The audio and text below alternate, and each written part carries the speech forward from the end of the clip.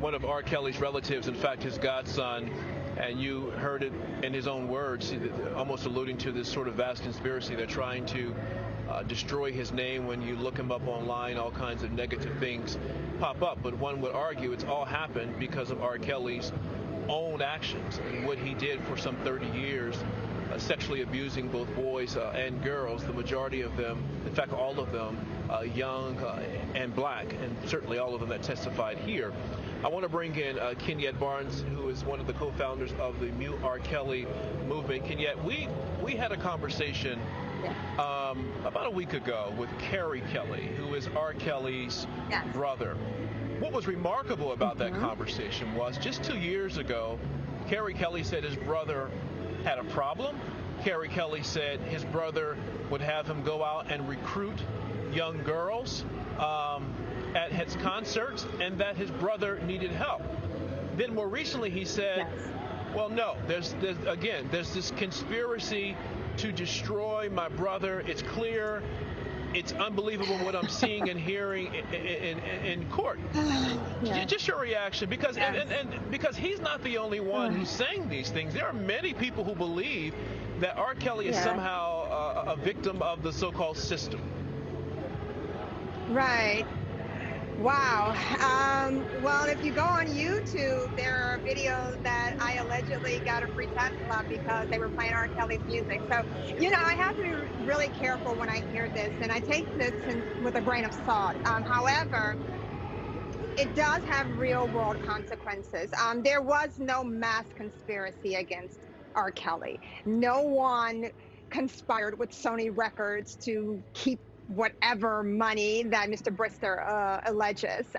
I remember a professor of mine at George Washington University introduced us the concept of confirmation bias and cognitive dissonance. And basically, when you think about what cognitive dissonance is, it literally is a way to not feel the psychological pain that the truth will cause. And the truth in this case is that his godfather is a sexual predator. And that's more difficult to accept than there must be some grand conspiracy against him. So my thoughts when I hear this is that this is just cognitive dissonance gone amok on steroids. And unfortunately, Mr. Brister is going to believe what he believes, but the United States government saw differently, and they looked at the evidence. And this is why R. Kelly was found guilty. In the background, you can hear R. Kelly playing right now. His supporters are here. What would you say to them, those people who you think just don't get it? Like you said, maybe some cognitive dissonance there. But for those people who just really don't want to believe, they don't understand what's going on, what's the message you have to those firm supporters of R. Kelly? Right. Well, the one thing I want to say is the theory that there's a lot of streaming going on is being proved right now, that the supporters are doing the actual streaming.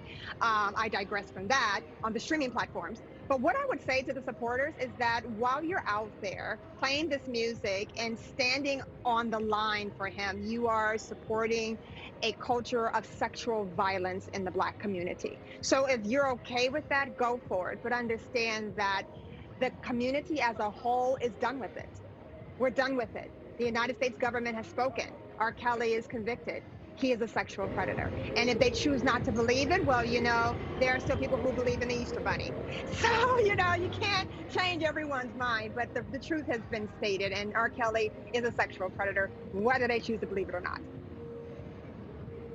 Kenyette, I know you would rather keep the focus on the movement and R. Kelly, but I would imagine that for you personally, that you've been subjected to a lot of criticism and threats, because I spoke to a young lady who was one of two protesters here who wanted a conviction, and she says that she was just abused and used and just They destroyed her almost on Facebook and other platforms, all because she wanted to see a guilty verdict. So I'm sure that, and I think you alluded to it when you first started talking, that when you take a stand against this sort of a massive figure who has a lot of celebrity and a lot of people adore him and celebrate him, and you take this stand, you're in the minority, and you pay a price, and the stand you're taking obviously takes a lot of courage. Can you talk to us just about what you had to endure over these recent years in taking this stand and trying to mute this man and his music?